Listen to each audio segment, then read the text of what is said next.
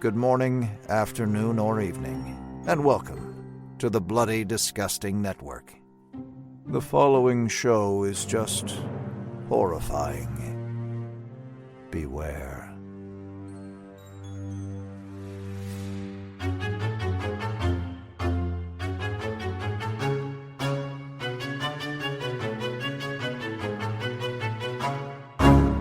You're obsessed with her, and you're obsessed with her daughter! All right, easy, Geraldo.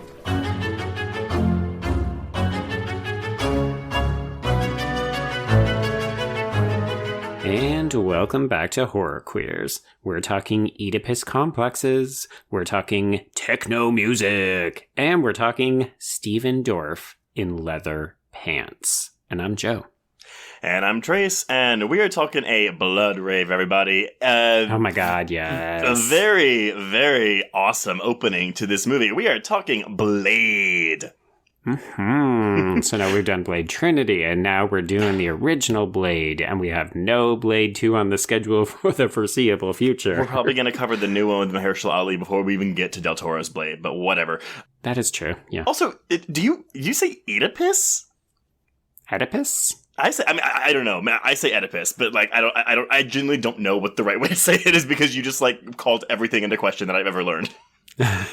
You know what? We're going to say both are correct, and basically we're just talking about sons who want to fuck their moms and vice versa. There you go. But you know what? We can have someone as a tiebreaker here because everyone, we do have a guest on this episode today for Blade. Everyone, they are the founder of KyFx Horror Group, which grants an inclusive space for horror film lovers and creatives by highlighting and showcasing art. They are also the host of the Monstrosities Voice Horror Untouched podcast, which dives deep into your favorite horror films and literature, analyzing racial, gender, and societal tropes within the genre. Please welcome Kai Fields. Hi. Ooh. Hi! When you said Stephen Dorff in leather pants, I was like, oh, yes. Yes. This movie is so hot. Like, It is hot. I recognize it's a vampire movie thing where most everyone is very attractive, but this movie is really hot. I agree. And this is actually the first thing I ever saw Stephen Dorff in. And, you know, I saw that bit of trivia that was like, oh, like, you know, Skeet Ulrich really campaigned hard for this role. And I was kind of like, I can totally see it. But there's something snake-like about Stephen Dorff's face that but like a sexy snake, that I think really works for this role. Is it like his mouth area that kind of? I think it's his mouth and his eyes are like, I don't know if it's right to say they're like little slits, but like That's what they remind me of. I'm looking at a picture of him right now, and I'm looking at it. It's giving very much snake. So I'm just right, like, and he's pale, which I mean, snakes aren't pale, I guess, but you know, you get what I'm saying. He's got it down. He's a very good choice. I could see Skeet Ulrich in this film. I think mostly because the hair, because like when you look at Stephen Dorff's hair in this movie, which P.S. iconic, I love it, I worship it, I wanted it. It looks very similar to Billy Loomis' hair in Scream. So for me, I was like, oh, okay, I can see this. But I think Dorff is bringing a very distinct energy to this movie, and I am here for it. I agree. I do. It's weird too. So I mean, I have seen this movie a handful of times. But I honestly don't think I've seen it in at least 10 years. And so when I last saw it, I don't think I knew who Udo Kier was. So when I'm watching it this time, I'm like, wait a minute. You've got Udo Kier in this movie, and you're not giving him something really evil to do? Okay, movie. But, you know, Stephen Dorff makes up for that. And I guess so does Donald Logue, right? He's goofy to me. I'm sorry. Oh, he's so goofy. He's goofy. I just can't. And this character was goofy, and he was just goofy. Well, honestly, I remembered this movie being so much more serious and kind of doom and gloom. No. I was surprised, and pleasantly surprised, though, with how much fun this movie was. And to think that this is really one of the first Marvel films of, like, this new batch, right? Before they really started to figure out their phases and Kevin Feige took over and all that crap. But it's fascinating to watch this as a peculiarity at the start of what we're now seeing as this kind of cultural renaissance. But a lot of the ingredients are here. It's bombastic action. It's well-known character actors in supporting roles to kind of prop things up. And we've got good action, and it's a good mix of comedy and special effects. Yes. So, Kai, what is your relationship to this movie? Do you remember when you first saw it? I don't. I was thinking about that earlier because I was just kind of like, okay, I'm going to talk about Blade. And then Right. I have an episode on Blade, but it was more so like the origin. And I was thinking, I'm like, I don't even remember the first time I saw this. It was kind of like just a cultural thing. There are just a few films that we watched that was just kind of like you have to watch it. Mm-hmm. I don't remember the day that I saw or the time that I saw it. I just remember revisiting it as in college. And being like, oh, okay. Like I was saying earlier, how, oh, it's Sanaa Lathan in it. And now I'm like, oh, shit, Sanaa Lathan is so fine. Like, wow. Like, golly. My appreciation of Sanaa Lathan has changed. My appreciation for Deacon Frost, too, because he is fine, too. And so I think it was just more so one of those things that I probably was just watching sci-fi, which I watched a lot as a kid, or I was watching like TNT or something, and it just came on and I watched it. But then, of course, growing into my love for horror, I was like, oh, I have to watch Blade. I revisited it as, a teenager, young adult, and I love it. It's such a fun movie. And Joe, because I feel like when we talked about when we announced this last week, you were like, oh, like this is a big film for me. And maybe I'm misremembering that, but I feel like you have like a strong affinity to this film, which I'm not going to say I'm surprised by. It was just one of those where it was like, oh, like... Really? Blade? Oh. For like a Super Joe movie. No, it's true. And I don't know why this movie really connected for me. I did watch a lot of action movies with my dad. It was kind of our father-son bonding thing. But we were very old school, right? We watched the Arnold films. We watched the Bruce Willis films. We loved the Jean-Claude Van Damme films. Wesley Snipes was never really in my wheelhouse, except for Demolition Man, which I'm a huge fucking fan of. So when Blade came out, I think I was just mostly excited by the vampires, but I remember even from, like, I saw this in the theaters, I think it was probably opening weekend, and the rave scene alone just cemented this film in my, like, cultural eye. I just responded to it so strongly, and I thought, oh, wow, this feels different from anything else that I've seen, because I felt maybe I was used to things like Interview with the Vampire or The Hunger, where they were moody, contemplative, oh, what does it mean to exist forever? And this was a fucking kick-ass vampire film, and people were disintegrating, and people were wearing leather, and I don't know. I mean, this was right as I was really starting to struggle with my sexual orientation, so I wonder too, like, I idolize Stephen Dorff. I tried to covet his wardrobe. I tried to dress like Deacon Frost in high school.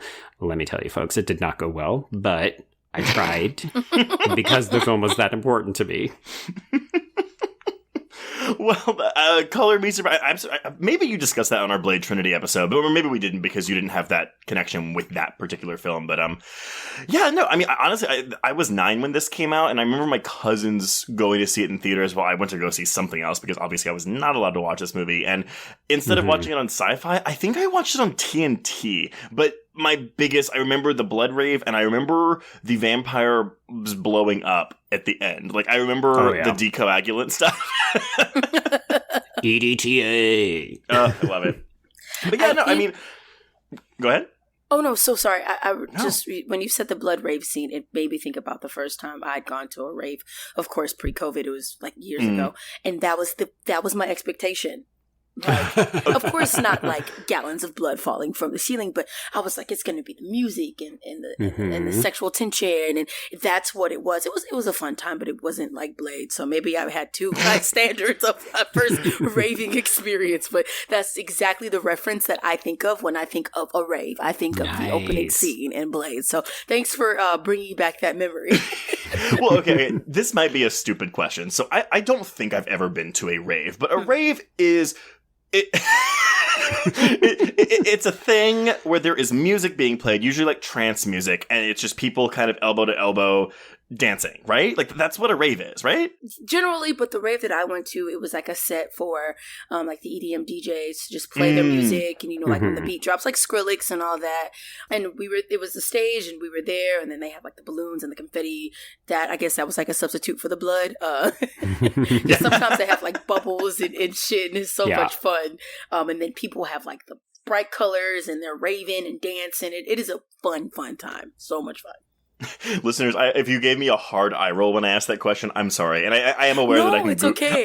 I can Google what a rave is. I just didn't want to talk about any like drug use. So I'm like, watch what I say. I was going to say, yeah. I was like, Kai, you're not really mentioning the MDMA or ecstasy and stuff. I look. I'm sorry. Just know that I had a great time, okay? I'm sorry, but Joe called it MDNA, which is the Madonna album. I know, MDMA. it's meant to be yes, MDMA.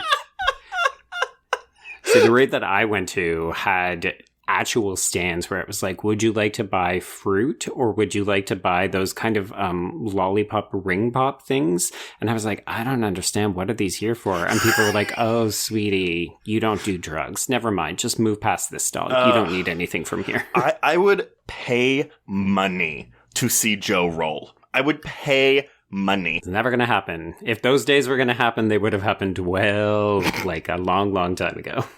The first time, that was the first time I'd ever rolled, but I just remember hearing everyone saying like, oh, you're going to be like so touchy-feely with everyone, and you're just going to be like, oh my gosh. But for my experience, I went to the restroom like 17 times. I was staring at myself in the mirror, and I was like, I am so beautiful. And I was touching myself, like, on my face. I was like, wow, I'm so pretty. And, like, I kept doing that. The thing with... we're not condoning drug use, everyone, but my experience with MDMA has always been, like, it's always relevant to my surroundings. Because I did it at Mardi Gras once, but, like, we were at a house outside of the parade one year. And so I was like, hey, because we didn't know how strong they were. So I was like, let me take one pill tonight and just see what it's like when, like, I just in a controlled environment. And I didn't really feel it. And so we went to Mardi Gras the next day, and I took another one, the same exact one, and I turned onto Bourbon Street, and all the lights and music hit me, and I almost collapsed because I was so overwhelmed with all the sensations. Very much everything. So yeah, it's very much dependent on your mood, who you are as a person, and what stimuli are around you. The last time I did it, it was Pride of 2018. I went with a group of friends, and we were, of course, downtown, Discovery Green in Houston, and I was like, you know what, we're all here having a great time. Let's just take some and just, whatever. But I was staring at police lights for like 30 minutes.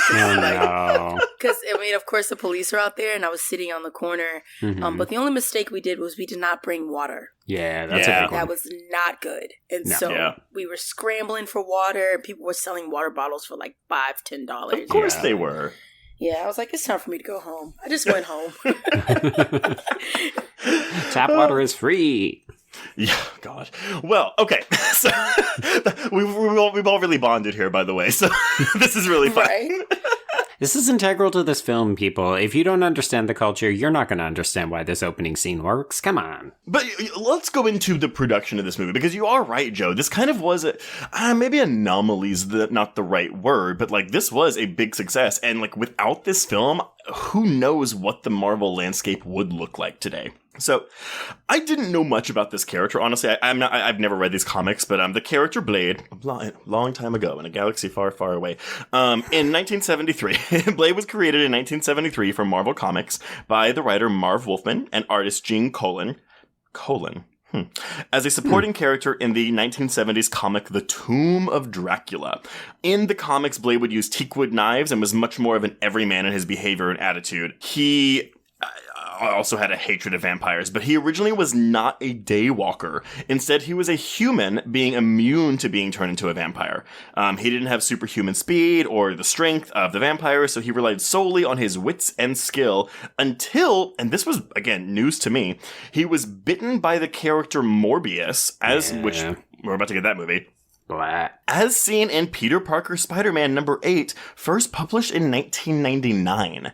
Basically, he gets bitten by a vampire after the movie came out, but in the world of the comics. It's because at that point, the film was so popular that it ended up impacting the run of the comics, which has happened before. Yeah, it is. It's one of those things where I'm like, I guess I never hear about like, and maybe it's because the internet wasn't like the internet back then, but I don't remember having people be like, not my Blade, he's not the same one that's in the comic books when the movie came out, Oh, yeah, for sure. I do remember a little bit, not a ton, because you're right, people just didn't have the outlet to complain so voraciously. But yeah, I think a lot of people felt that this was more action souped up Blade, but I don't know that anybody was super pissed off about it. I wonder, too, if the R rating, like, because I mean, again, I was young when it came out, but I didn't know this was based on a comic book. So I wonder if, like, the R rating, people were like, because, you know, people sometimes assume, or, like, they put comic books in this, oh, that's, like, a kid's thing. Mm-hmm. So if it didn't really play a factor in this film's release when it came out, at least among the general populace. Yeah, I think people just looked at it as an R-rated vampire film, and they didn't take as much stock, because Marvel wasn't the Marvel that we know and maybe love or maybe hate nowadays. Yeah. Depends on which side of a blockbuster discussion you fall on. But right. Yeah, I mean, this was really one of those films that I think started to cue people that Marvel was in the movie business now. Yeah.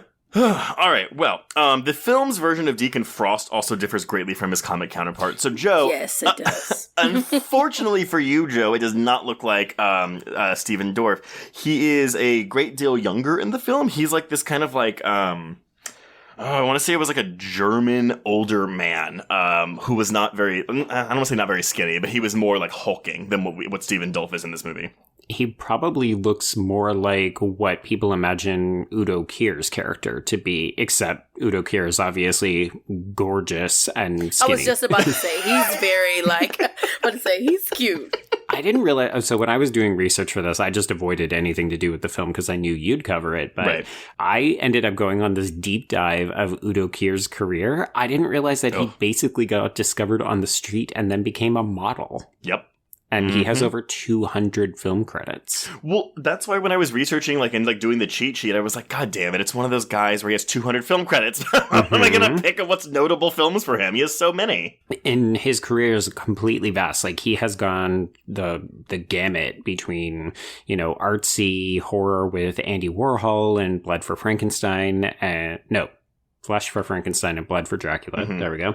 All the way up to this kind of movie. Like, this movie really changed the trajectory of his career because he had been in genre stuff for a long time, but he didn't appear in big films per se. Yeah. I'm probably going to get my ass kicked for that because I'm sure somewhere in those 200 credits, people are going to be like, this movie? But he's never like the starring role, right? I mean, he's in Suspiria, but he's in one scene of Suspiria, you know?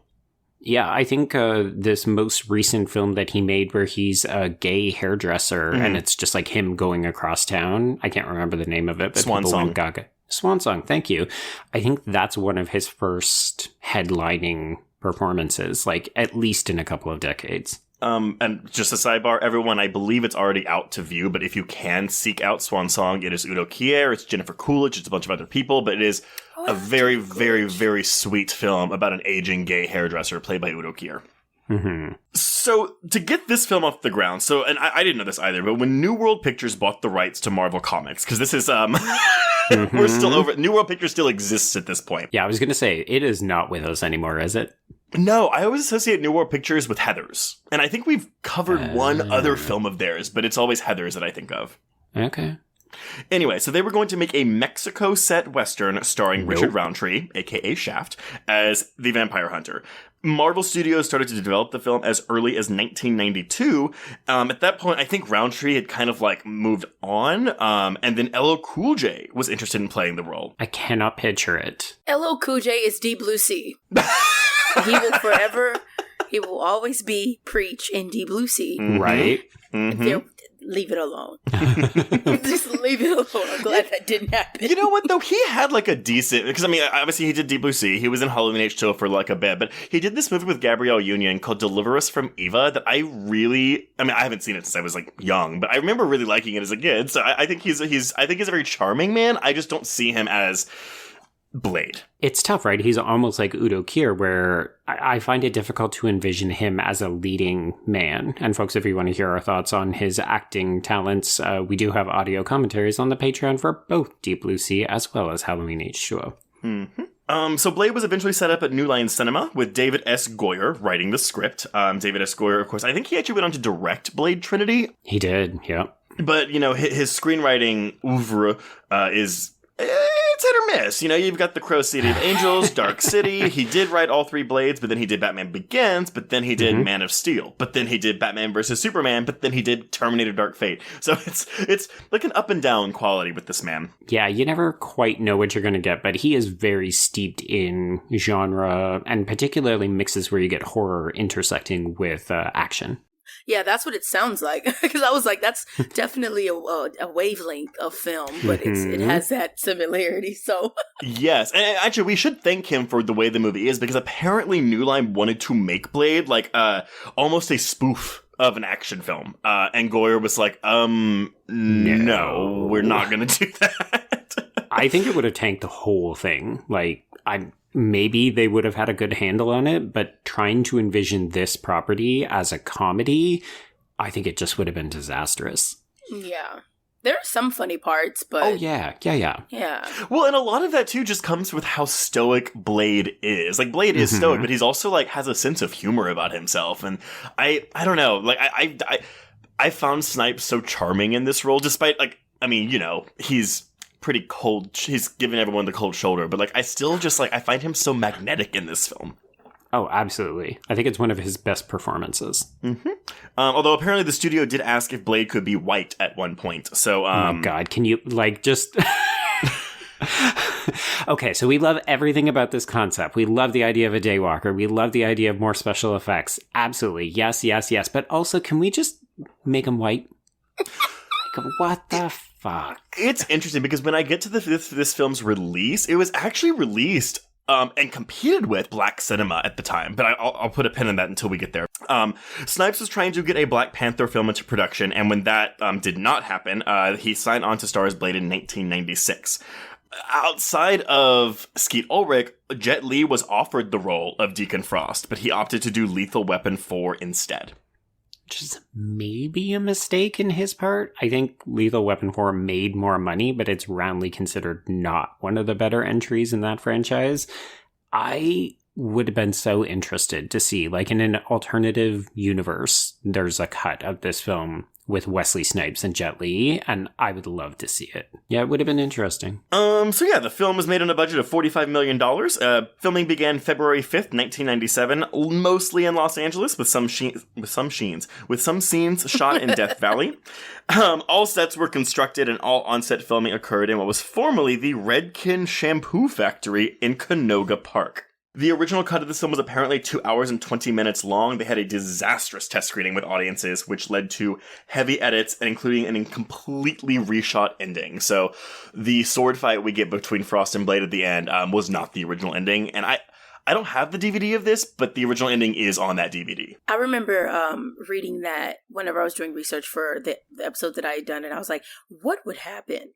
I've never seen the original ending. What would happen if that wasn't there? Yeah, apparently he just turns into a giant blob. Like, when he becomes La Madra, he doesn't stay as himself. He becomes like a misty blood cloud thing. And apparently the special effects were so unconvincing that that's part of what led to that disastrous test screening. Well, so basically in the end, whenever he cuts Frost in half and like, you know, the CGI blood pulls him back together, it's basically that CGI blood, but just in giant blob form. So it's just like, imagine like which it looks cartoony, although I would say that even the practical blood in this film looks, it's like that giallo-y paint type blood almost sometimes. It's very red. Yes. But that being said, I definitely have seen this ending years ago. And I don't even think it has sound, to be honest, but it does look like absolute shit. Yeah, because even when Blade kind of breaks into Deacon Frost's hideout building, which we never really even get to see what that whole building looks like. It's almost like they didn't have an exterior for it. But when he fights those two kung fu kind of brother-sister in the hallway, when he first tests the EDTA and they blow up, I'm always like, oh, that is like one of the film's worst visual effects. And I'm just imagining an entire climax that looks like that. And it would not be good. Yeah. So Blade is released in the US on August 21st, 1998. And the only other new releases that it was competing with were Dead Man on Campus, which is the, is it Tom Everett Scott? Is that his name? It is. Okay. Yeah. wrongfully accused, the Leslie Nielsen spoof on The Fugitive, and another Chris Christopherson film, although he's not the lead, Dance With Me, starring Vanessa Williams. It opened in the number one spot with $17 million, and it stayed in the number one spot its second weekend, where it held off new releases 54 and Why Do Fools Fall in Love, starring Halle Berry and Vivica A. Fox. So I love that we have this Wesley Snipes movie, this Vanessa Williams movie, and then this Halle Berry and Vivica A. Fox movie, like, all released in the month of August of 1998. Side note, Why Do Fools Fall in Love is a great movie if y'all haven't seen it, and it's really funny. Oh, is it? It's this drama. It's full of so much drama. Okay. Yes, it is really good. I've definitely seen Dance With Me. I have not seen Why Do Fools Fall in Love. Yeah, Lorenz Tate is in Why Do Fools Fall in Love? Halle Berry with Gay Fox. It's a really funny movie. Well, it's interesting because all of those films feel like they're actually going after different segments of what the people in Hollywood would be calling a black or urban audience. So they probably didn't envision that any of these films would cannibalize each other. Yeah. Yeah, and unfortunately, I mean, Why Do Fools Fall in Love, I mean, it made like $12 million. So, I mean, I'm not going to say it's Blade's fault that happened, but there was audience crossover there. So it goes on to gross $70 million domestically and $61 million overseas for a worldwide total of $131 million against its $45 million budget. And that's why we have a lot of superhero films. Well, but even still, though, I was like, man, $70 million domestically on a $45 million budget? Like, that's not... It's not great, but it's way more than they actually thought. Like, they didn't think that this was going to be that level of a hit. I was going to say, it sounds like they thought it was just going to be a throwaway film. Which is kind of bananas when you see $45 million budget. Like, exactly. They didn't spend pennies on this, but they clearly also didn't think it was going to be big. Well, what's funny is, too, so there was a film in 1997 that came out that also had a $45 million budget and also made $70 million domestically and is also considered a major surprise hit. Do y'all know what movie that is? No. Anaconda. Oh my god, okay, Anaconda. Can we... all I have to say is CGI. That's all. Oh, it looks fine. That's you have to be all I'm careful, gonna Kai, because Trace will defend Anaconda to his dying breath. You know what? This is a fight that I will not. That's fair. That's fair. Maybe it's if a we were 5-star talking film. Lake Placid, then maybe I'd fight, but no. Not Anaconda. No, Lake Placid's so boring. Lake Placid is terrible. It's bad. We actually did cover Lake Placid our first year, and we were like, oh, it's going to be so fun. We'll have so much fun to talk about. And no. The answer is no. There's nothing to talk about in that movie. It's just so stilted. I remember it being so funny, and the Betty White parts were still funny, but then the rest of it was just like, what is going on with this? Yeah, no. It's... Is it Bill Pullman? Or it is, oh, yeah. Bill Pullman, Oliver Platt. That's the only reason why I wanted to watch it. Yeah, so. Bridget Fonda. It's got a great cast. It's just like kind of dull. Yeah. And it's like anyway. Less than 80 minutes long. Anyway, yeah. So here's the thing. Blade was Marvel's first box office success. And that is something I did not know. I was like, wow. Like I know people were like, oh, like it kickstarted the comic book movie thing. But I'm like, wait, what? So... The Blade followed Howard the Duck as the second Marvel property to get a wide theatrical release. Because we did have a Fantastic Four movie, but like, I mean, it didn't go wide, and apparently it's terrible. And Howard the Duck, as everyone knows, is a huge flop. So this is also surprising, though, because bear in mind, this is also coming out a year after Batman and Robin supposedly killed comic book movies for good, which is the dialogue that was going on at the time. This movie was supposed to come out about 6 months earlier, and because of those reshoots, it was delayed. And honestly, I think that probably helped it.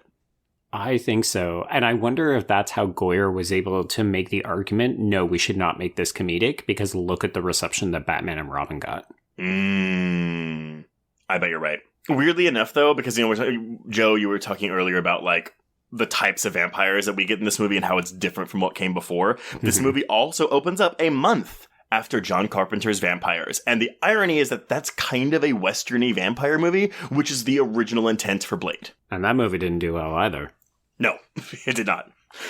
Compared to the sequels, Blade 2 had, it did pretty well. Blade 2 is the highest grossing film in this franchise, and Blade Trinity grossed about what this one did, but it had like a $20 million higher budget. Rotten Tomatoes, we got a rating of 56% with an average rating of 5.9 out of 10. Metacritic, it has a 45 out of 100. Letterboxd is a 6.6 out of 10, but audiences polled by CinemaScore gave the film an A-. Yeah, there it is. This is the only one that I've seen in the trilogy. Ooh. Yeah, I haven't seen any. I had no interest in watching. It's kind of like that thing where it's just like Blade is Blade and that's it. I just never... Maybe I should watch the rest of the trilogy. I would... also interesting, because I thought for sure Stephen Norrington was black. He's not. So he's not. He is a British dude, white as white. So all 3 Blade films have been directed by white men. But I will... wait, I'm sorry. Guillermo del Toro was not white. What am I saying? 2 out of the 3. Almost there. I will go to bat for Blade 2. I love Blade 2 because, again, it is Guillermo del Toro does Blade. It feels like it could be in the Hellboy universe, in part because Guillermo's got his usual kind of cadre of people. Like, we've got Ron Perlman, we've got Doug Jones, and he's clearly having a blast with it. The creature effects are the best part of that movie. Mm-hmm. The vampires in that are they're fantastic. Blade Trinity, it is camp, it is not good, but it is entertaining. Yeah, Kai, it does have Parker Posey in it, if that gives you a sense of the tone. You know what? I can create space for a gag film every once in a while, so Blade Trinity will be that movie for me. Okay, yeah, there you go. Now, did y'all, because I didn't watch this because I think it was on Spike TV, but there was a Blade TV show that lasted for 1 season with Kirk Sticky Jones as Blade. Yes. I didn't catch it, but I do remember that being a thing. It was 2006. It was the summer of 2006. I will say that the only piece of interesting information I found out of the show, so Nabush Wright, who we have not mentioned, and I actually love her in this movie. I love this character, and I do wish she had more to do, but she is one of the best, like, non-damsel in distress-y girls in this type of movie that I've seen in a while. Yeah. But supposedly, had the show gotten a second season, they would have addressed her and why she's not in the sequels, because she is not in the sequels, and they don't even mention her, I don't think, in the second one. She goes completely unmentioned. But I think they were going to eventually hope to get her back for 1 or 2 episodes of the Blade TV show. I thought it was so random in the film, that scene where she's talking to her ex right before he gets devoured by Quinn's corpse. And I'm thinking, this is the most awkward couple dynamic. Oh, yeah. As I'm revisiting it as an adult, I'm like, this is weird. I mean, of course not being that they're interracial or whatever, but just like, he's very awkward.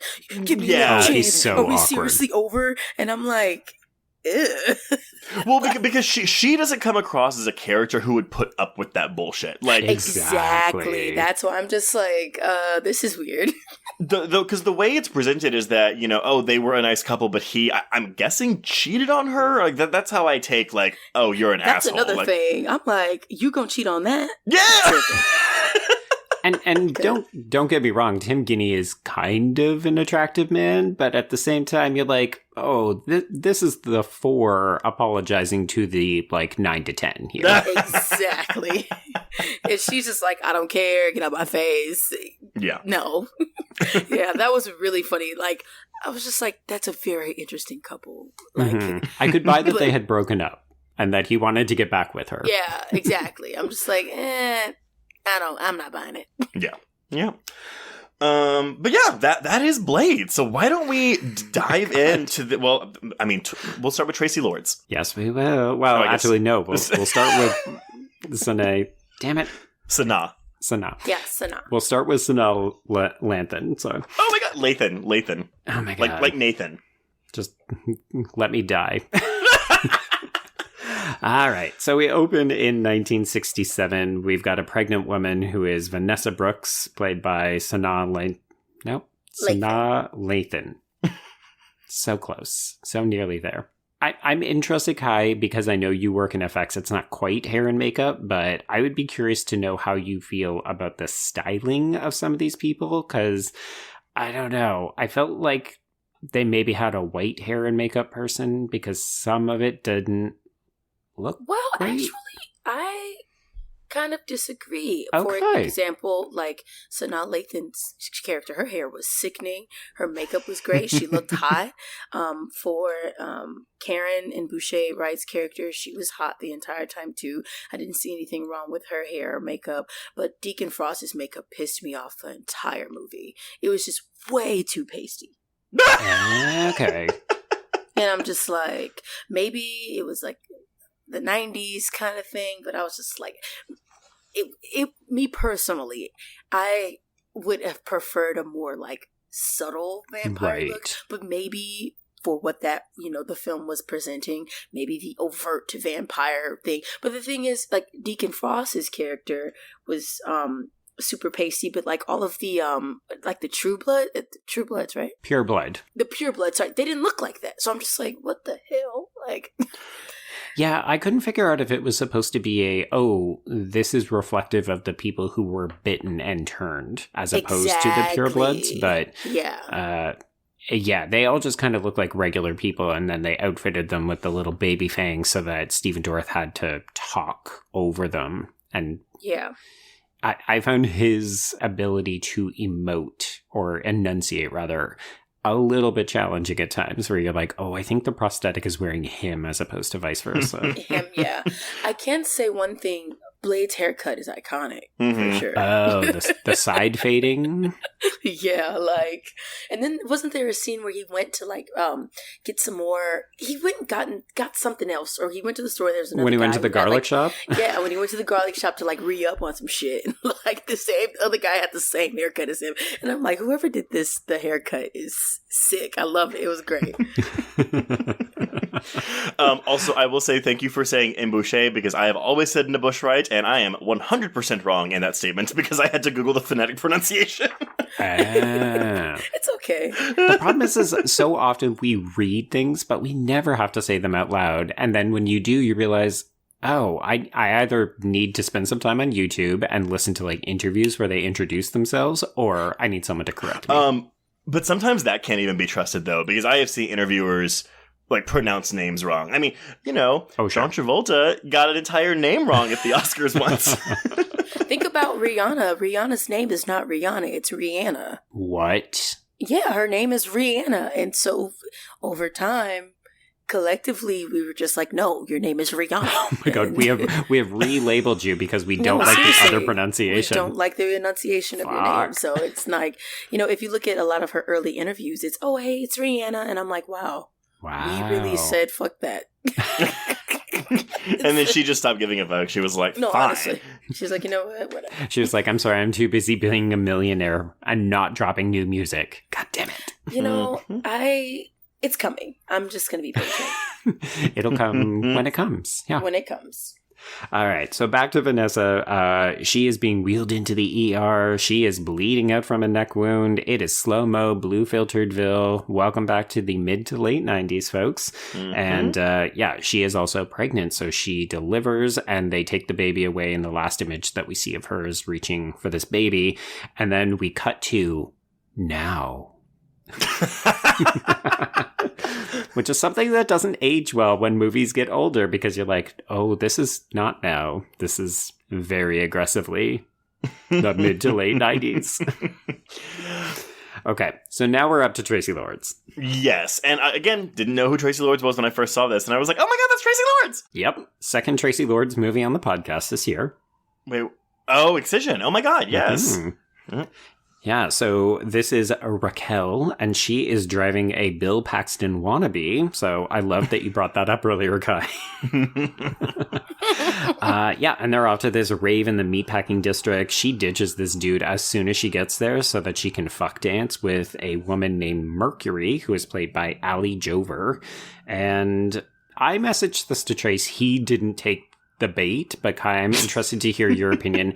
This movie is giving me all sorts of Matrix vibes, between the rave dance, the way that these vampires dress, even some of the action sequences like motorcycle chase scenes and so on. Like, I'm getting pre-Matrix Matrix. Yeah, even in the park, I was watching some commentary earlier today when Deacon Frost and Blade are in the park, and Blade shoots at Deacon Frost. That was a slow bullet. Yes. And that was before Blade. Before The Matrix. So, yeah definitely. They intertwine. I mean, and to clarify, we're not saying, The Matrix invented all sorts of new things. No. Like, we often think of it as bullet time and wire fu and that kind of stuff. But the Wachowski sisters were clearly doing a Quentin Tarantino thing where they were lifting liberally from all sorts of properties that they liked and loved and paying homage to it. So I just think I'm like, was Blade an influence on their creative work in The Matrix? So what, because I was trying to do the timeline for this, because I was very much like, because Blade began filming in February of 97, and Matrix began filming in March of 98. Granted, Blade is New Line Cinema, Matrix is Warner Brothers. Is it possible that footage was seen? Maybe. But my thing was like, well, okay, so like, yeah, The Matrix obviously is very influential, but and Blade has some of the same components. Was there something else that was influencing this? I mean, and granted, it could just be that Stephen Norrington was like, no, like, I want to do this aesthetic. But I didn't know if it was maybe something in the music video scene at the time or what was going on. But like, what was influencing this look? Because, yeah, while I didn't really take the bait, Joe, I don't disagree that I see similarities between the two films here, especially even in like the cityscape. Yeah, like I'm not drawing a direct correlation. Right. It was just kind of there's enough things here that I'm getting a bit of a ping. But you are right in terms of music video. Like this movie, and that's why I say, it's aggressively mid to late 90s, because this was the height of the music video. Well, actually, this is maybe the crest after the height of the music video phenomenon. But this editing in particular, the way that Norrington shoots this, edits it, and a lot of the kind of FX work, to me feels very much like this was happening in music videos at the time. Yeah, I definitely get that. Because I had to like of course I just like slandered the whole Deacon Frost makeup thing, but I just had to like regroup and think like, okay, obviously we're living in, 2021, but that was what that was in the late 90s. So it's like, Well, and because the music that plays during the rave scene and also again at the end during the Deacon Frost and Blade fight, I had to Google it because I was like, well, because it reminded me, and y'all are going to laugh. So to me, it is the song from Charlie's Angels when they go and like fight the creepy thin man. But it's the it's the Prodigy's "Smack My Bitch Up," which I'm sure is exactly how it was meant to be said. But like that music, like I was like, maybe that music video has stuff like this. Like, I don't. I mean, it's very much drawing from the music videos, what was popular at the time. Like this is the height of rave culture as well. Like absolutely. So we're drawing from popular culture, and I think part of this is that it's not just setting an exciting mood. We don't just get a bunch of like really fucking good action here, but this is establishing Deacon Frost as a very different kind of vampire than say Udo Kier and the other purebloods. Right. Yeah. All right. So, so we get this absolutely fucking banger of an iconic scene. Blood from the sprinklers. Everybody is just like getting their kits off. And then, bam, intro Blade, played by Wesley Snipes. Just slices and dices these motherfuckers. We get the introduction of Quinn, who is played by Donald Logue, and you get a glimpse of Wesley Snipes' ability to mix the stoic and the humor, where he gives Quinn that grin before he throws it around the circular room. I love that scene. I love it. Oh, that's so good. Well, there's even a bit, so whenever he like pins Donald Logue to the wall, he does like, it's not a fist pump, but he does this kind of like, moment. Yeah. Like, oh, that felt good. It was really good. It's really good. I also want to say that apparently between this and The Faculty, jack you up was a saying in 1998. So that's fun. All right. Okay, I'm sorry to divert, but I have... no, like y'all, I really don't like The Faculty. Not because it's not a good movie, but because I'm genuinely scared of that movie. Really? What? Yes, and people will say, those fucking alien things, make my skin crawl. So, do you feel similarly about like Slither or Invasion of the Body Snatchers? Yes. Oh, okay. So it's it's Slither and the Faculty, but I can watch Alien with no problem. But also, like that scene since we were talking about the Matrix when they stick that little like bug thing into Neo. Oh, I can't watch that. I can't watch it. Ooh, I've got a recommendation for you if you ever want to be really scared, and Joe will absolutely co-sign on this, but you should really check out David Cronenberg's Shivers from the 70s, because it is very much like Slither, but instead of the aliens, like, I mean, they do possess you, but they just make you really, really horny to the point where you will murder to fuck someone, and it takes place entirely in an apartment building as these sex slugs get into people. Ooh. Mm-hmm. That sounds cool. But no, I get what you're saying, though. Yeah, it's too upsetting for you, too scary for you, the bigger concept. That coach from the damn from Terminator. Faculty, that fucking guy still scares me to this day. He has these big old bulging eyes, and he like, and then the scene where you can like see the little tentacles going through the no, I can't. It's just too much. Fair. Okay, so all this to say, Blade has decimated these motherfuckers. He just kind of slips out of here as the police and the firemen show up. Fake Bill Paxton is fine.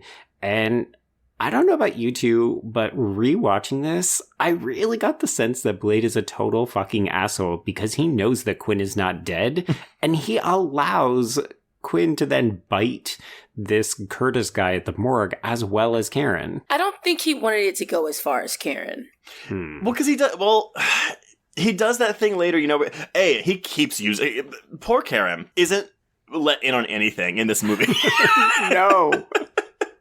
But she honestly wisens up to Blade, and by the end she's like, oh, whatever, I'm gonna take care of myself, because she has to, and that's why she rescues Blade at the end of the movie. But yeah, it just seems like he's an opportunist. He was waiting for his opportunity, and I guess he just got there too late? I don't know.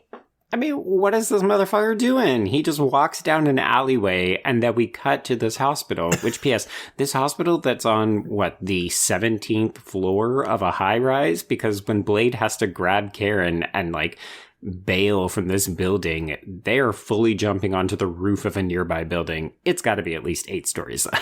Mm-hmm. Mm-hmm. What morgue is on the 8th floor?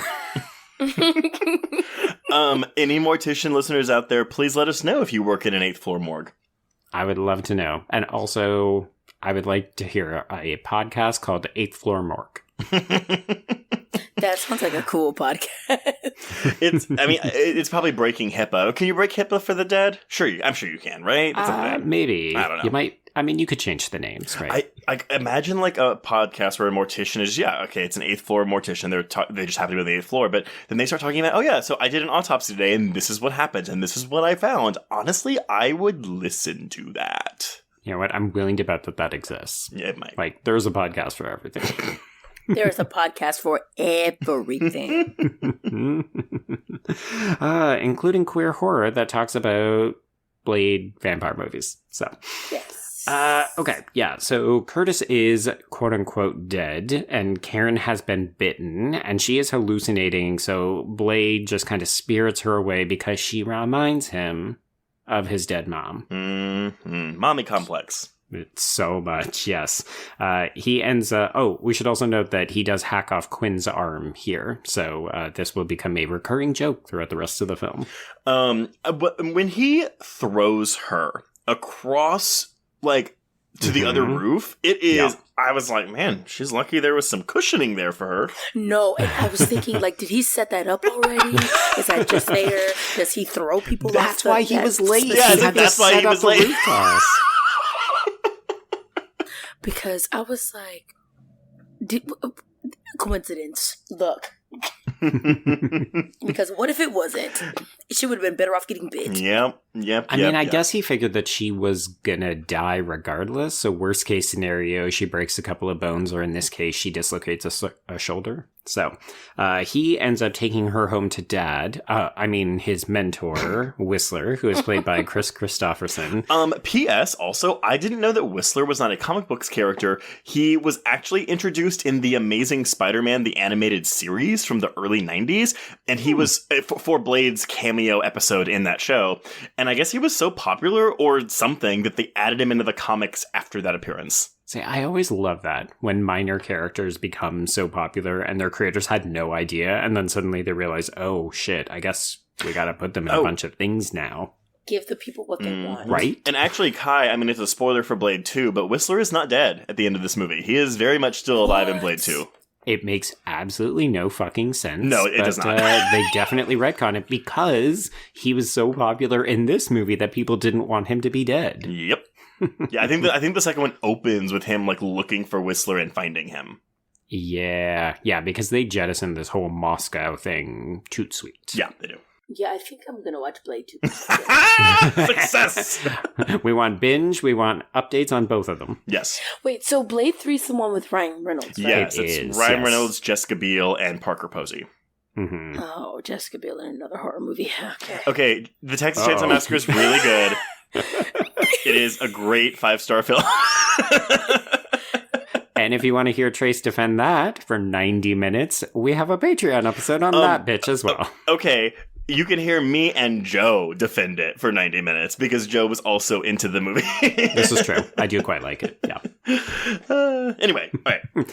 Okay, anyway, so let's get to the introduction of queer icon Udo Kier. He is introduced in the shadowy boardroom. His character's name is Dragonetti, which I fucking love. Mm-hmm. And I also love that all of these purebloods are basically coded European people who are just slinking around controlling the US and monopolizing all sorts of powerful industries. I love this idea that to be a pureblood also means that you have accumulated this great wealth, and it really helps to distinguish Deacon Frost as the American interloper who is young and entrepreneurial and idealistic.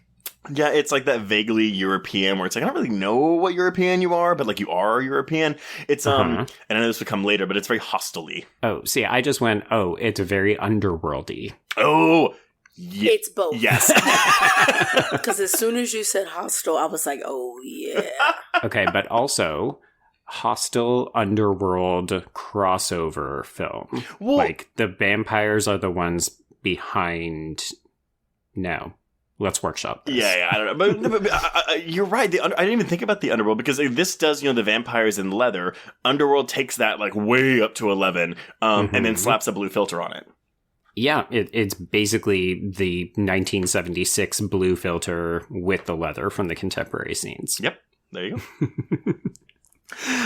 Yes, so Dragonetti does not condone what Deacon Frost, who is played by Stephen Dorff, is doing, which is that he's holding these underground parties, he's flaunting the vampirism, and they're all like, no, we've got treaties, we're not supposed to reveal ourselves to humans, we've lived this way for thousands of years, and you're just like, that's old, boring shit. So I actually side with Deacon Frost in this regard. So you want to go to raves and do Molly? Absolutely. Yes. If I look, answer for you, yes. And also if I get to look like these young hot fuckers, absolutely. If I'm looking like Raquel or Mercury or Deacon Frost, then yes. Okay, so yeah, so we're intercutting between this political vampire drama and stuff happening back at Blade's lair. So Karen gives us a audience surrogate as she wanders around. We see that Blade has a creepy shrine to his mom. Blade, man, you gotta get out more. Horror and mommy issues are insane. It's off the chart. I don't know how old you are, Kaya, but I know that this is probably too late for Joe, but did you ever watch Hey Arnold on Nickelodeon? Oh my god. Absolutely. It reminds me of Helga's gum shrine to Arnold. Football Hey. Yeah. Oh, I love Hey Arnold. I actually still watch Hey Arnold on Hulu sometimes. Oh, that's a love nice that blast show. from the past. That show talks about a lot of tough topics for young kids. I'm 26, so it was right. I was engulfed in it as a kid. Yeah. Mm-hmm. Well, you can hide a bunch of shit in either genre properties or animation, right? So it's we're educating the kids, but also we're hitting them with a lot of heavy shit. Yeah, definitely. Yeah, like dead mommy issues in this film. So we also get a crash course into how vampires operate a little bit. So you can apparently be sort of cured with a garlic injection if you've been bitten like Karen, or you can need a stronger dose if you're Blade to keep you from overpowering thirst, blah, blah, blah. We also learned that silver, garlic, and sunlight or UV rays can hurt vampires, but crosses do zilch. This is done so quickly and so expeditiously, one of those. Both, yep. And everyone, listeners, I beg you, please go back to our episode on The Forsaken, which would come out, 2 or 3 years after this? And I swear to God, it feels like a 30-minute monologue, but it's like 3 minutes. But oh my God, like, I love how unpretentious Blade is. And it's like, oh, we're kind of like redoing the mythos, but not really. It's kind of the same. But oh no, crosses don't work. When the reasoning behind the crosses is because someone, it might have been Goyer, was like, well, what if it was a Jewish vampire? Like, why does it have to be Christianity? So that's why they got rid of the crucifix stuff. I really like that. Also, just piggybacking on what you talked about with The Forsaken, we really trashed that film because it uses vampirism as an AIDS allegory, and this idea like you've got to resist the urge and you're trying not to get sick and so on. And really, if you think about it, this film is doing that exact same thing. It's Blade is trying not to give in to his unnatural urges. He is... Karen even has a whole big tangent where she tells Deacon, you've been infected. Yep. It's a sexually transmitted disease. But this film is playing it coy. Like, it drops that in. You could pick it up if you want to run with it, but it's not hitting you over the head, and it's not offensive. Yeah. I mean, if we apply an AIDS allegory to vampirism in this film, it does kind of make Blade less likable. Well, no, I think the way to read it would be that he is on an AIDS-esque cocktail that prevents him from getting sicker. Yes, but he's just killing the ones who refuse to do that so they don't keep spreading the virus. I don't think people take it that far to, like, what does vampirism mean? It's more, like, specific to Blade, if you look at it that way. Yeah.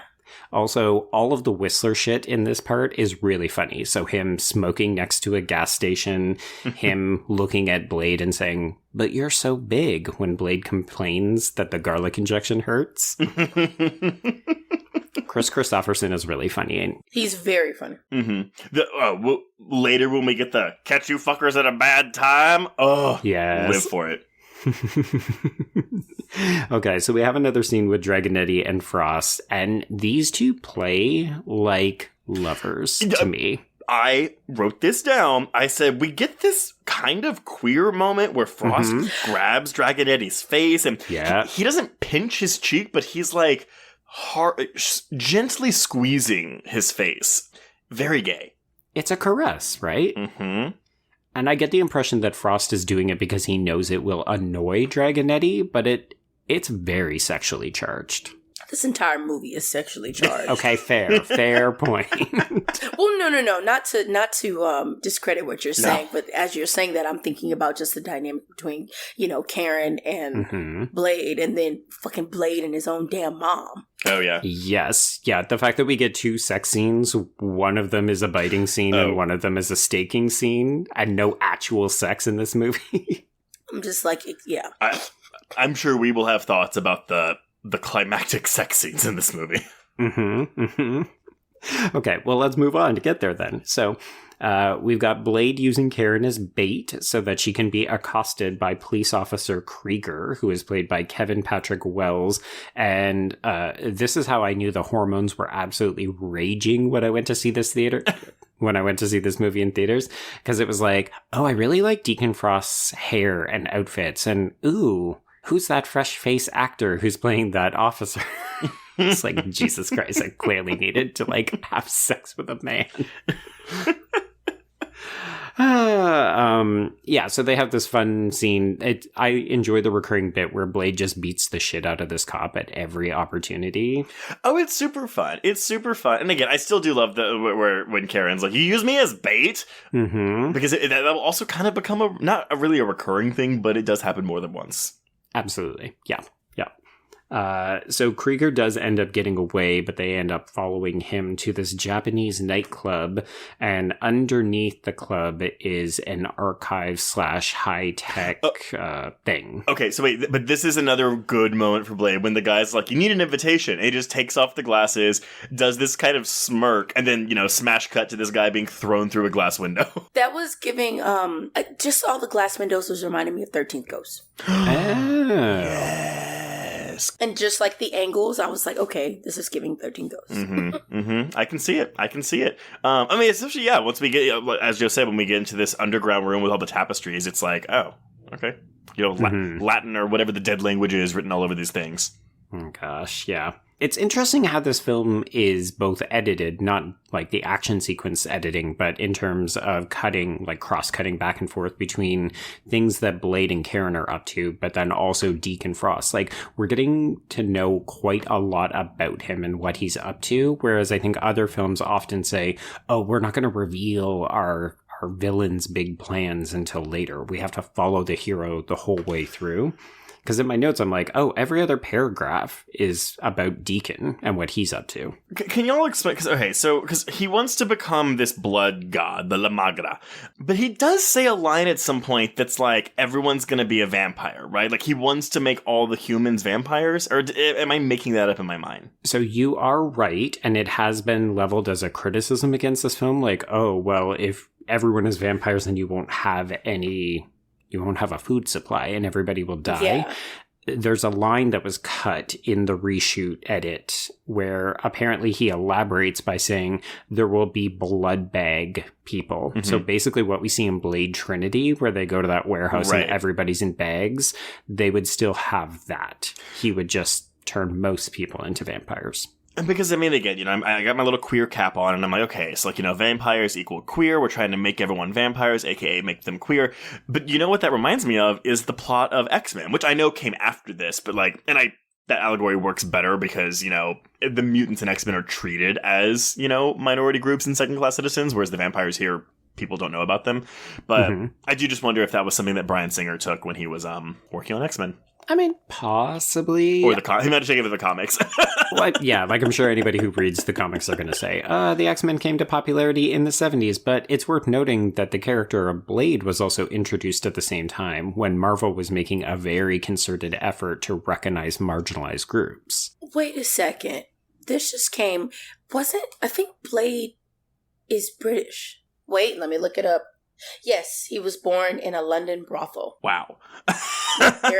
He's British. Because I remember doing the research for my show, and I was like, wait, this guy's British.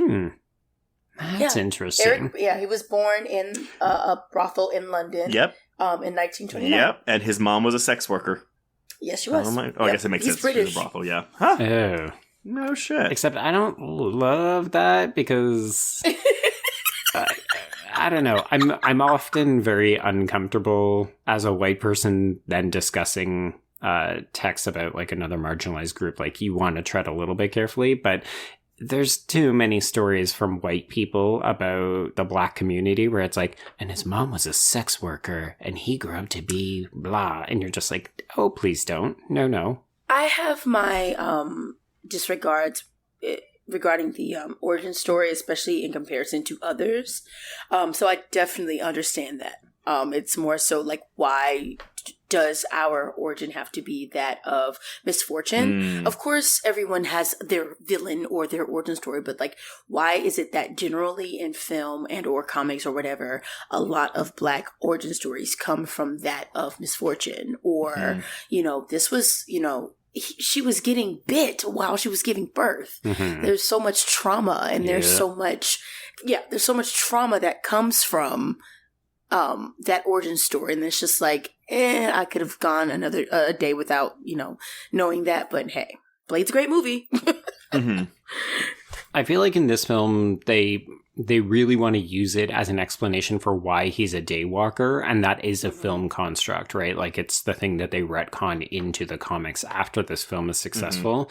But to me, that's the only reason why it's really in there, because they're looking for a reason to say, oh, well, what makes Blade different and unique? That being said, though, even with the mother, if there's a big issue I have with this film is that the mother is...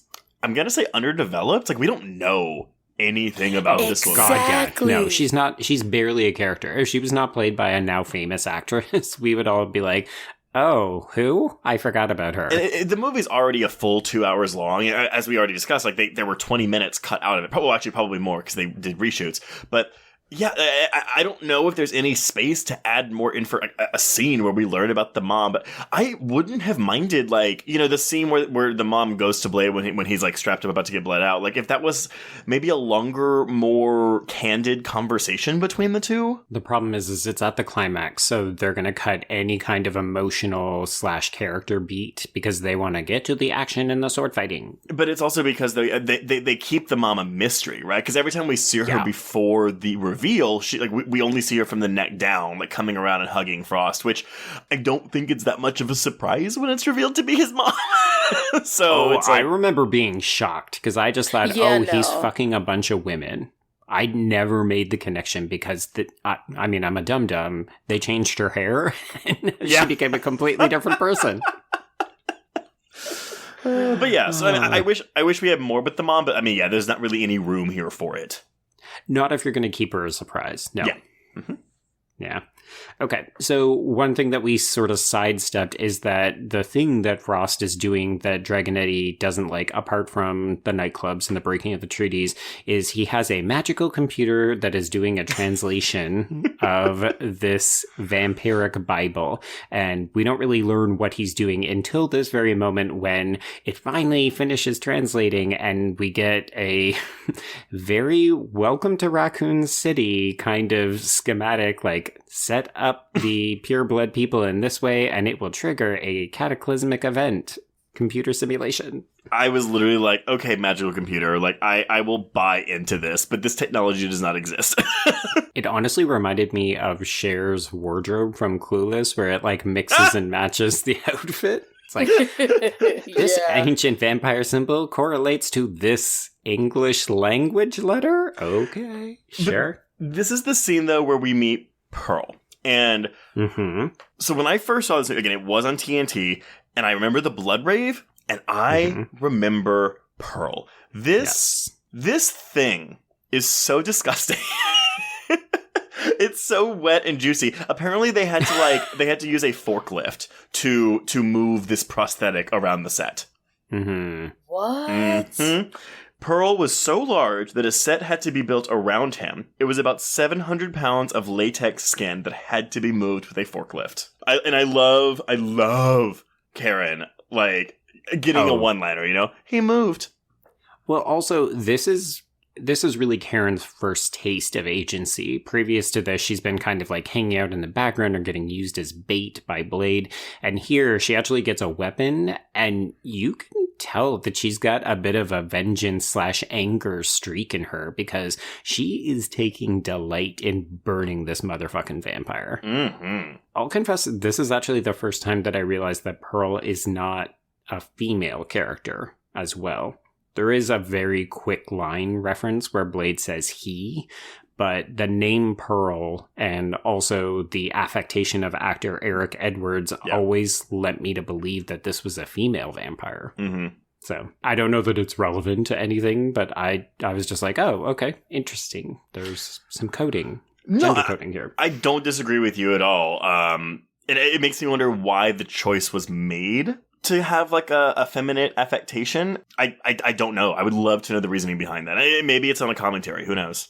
That's something that I want to look deeper into now. I just think Pearl is such an interesting character. Like, this looks completely different from every other vampire we will meet in this movie. Not only is this the kind of only I'm hesitant to say disabled vampire, but obviously mobility is an issue for this creature. And I'm like, okay, but clearly you're smart enough to man the archives and, you know, you're one of Deacon Frost's like right-hand men because he trusts you with this computer program. Like, I don't know. I find Pearl to be a very interesting character. Yeah, no, I agree. But they are burnt to a crisp. Indeed, yes. That scene was funny. No, it's. I mean, He moved. Again, another Slither reference. When the girlfriend or the wife or whatever is like filled to the brim with all those slugs, that reminds me. Oh. Mm. Oh, I hate that movie. It's gross. It's what I would call a gooey movie, and I handle gore better than I do goo. Yeah. I do too. You know what I mean? I can sit there and watch. I don't want to say I watch torture porn or whatever, torture films, but I can sit through that. You know, it's okay. But turn on the faculty, I will turn into a 5-year-old child. Okay, so on the other side of this door that Pearl has been sort of guarding is, pages from the Book of Erebus, and this is where we get hearing rumblings of La Magre, and we get a fun, but far too brief for me. I wanted to see Blade have to deal with this child vampire girl a little bit longer, because I thought that was whenever I see children as vampires, I'm intrigued. Again, go back and listen to our episode on Interview with the Vampire. Yeah. Okay, so this is all basically pretense to an ambush by Quinn and Mercury. Whistler arrives. He has that iconic line, and then we get a fight scene in the subway. I have a question, though, and maybe this is my pervy mind, but I was happy, but I thought for sure when Quinn pulls out the steak and he kind of rubs it over Karen's breasts, I thought we were going to get, not a rape scene, obviously, but like a threat of rape. Like, I thought we were going to be like, I'm going to shove this up your pussy or something like that. And oh my God. But again, like the way it's shot, like, I mean, it's a phallic object. It looks like a steel dildo. And so I was like, oh, fuck, movie, please don't do this. And it restrains. Look, you don't have to do that. It's great. We also have to think that was that time. I feel like that in the late 90s, it could be implied, but it wouldn't go all the way through now, especially with the boundaries that film just doesn't care about anymore. That definitely could have been an issue or a thing that would have happened if that film was made in current time. It might be a Marvel thing too, right? Like, I mean, again, yeah, I don't know. I mean, this is an R-rated movie. Oh God, have we had an R-rated Marvel movie since Blade Trinity? Deadpool is DC. Nope. Deadpool is Marvel. Fuck! Oh my God, you're right. Holy shit. I was about to say, I'm not too keen in the comics, but I think Deadpool is Marvel. My bad, y'all. I'm sorry. Okay, then never mind. Forget what I said. I think the other thing that I would highlight with this is, I mean, we've talked about how this film is sexy, but it doesn't actually have a lot of sex in it.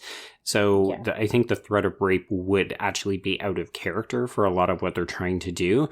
I find that if we were going to say there's a sexually manipulative person in this film, I would give that to Mercury, because Quinn is asexual to me. He has no interest except pleasing Deacon. So unless you want to read something into that relationship. Yeah, I was like,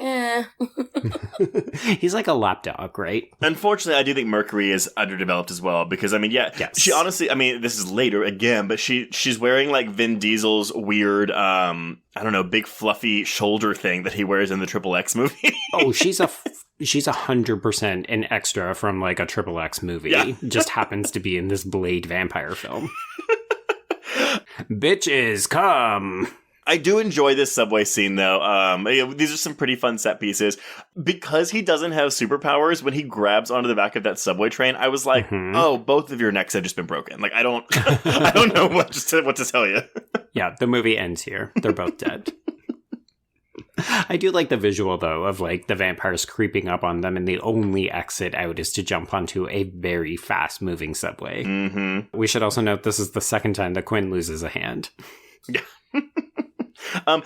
So Kai, because you said, I don't remember what word you said earlier, but you said, Quinn is just goofy and dumb or something like that. Yeah, Is that a bad thing for you, or is it a good thing for you? No, it's not a bad thing, because of course there has to be like character development dynamics, and no one can be as sexy as Deacon Frost. Right. No one could be as, talented and well-rounded as Blade. So I feel like Quinn's character is that comedic relief to me personally. Yes. He's like the goofiest vampire of them all. And the fact that he got his hand cut off twice is just like, get your shit together. Well, I do believe he was also a result of, I don't know if it was test audiences or maybe studio, but like they saw his work in the film, and they requested that more scenes with him be added in. So I think he was actually meant to die earlier in the film. Oh, that would actually make sense, because I could have seen him getting killed here, even. Mm-hmm.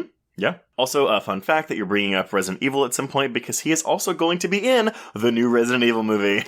Yeah. Really? He plays corrupt police chief Brian Irons. Not that that means anything to y'all, but it will to other people. I feel like he's already played a corrupt cop. Isn't he in Batman Begins? No, he's in Gotham, the TV series, and Oh, Jesus, yes. he plays Harvey Bullock.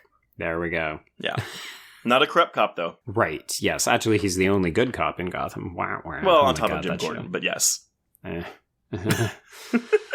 Let us never speak of that show again, except to praise Jada Pinkett Smith, because she's the only woman who understood anything about what that show should have been. I heard seasons 3 and 4 embraced the camp and ridiculousness and went full throttle. I did stop watching after season 2, so I missed those seasons, so that's just what I heard. I needed Barbara Gordon to go wackadoodle nonsense and be evil way earlier, because she was so boring. Well, I think she's evil throughout the seasons 2, 3, and 4.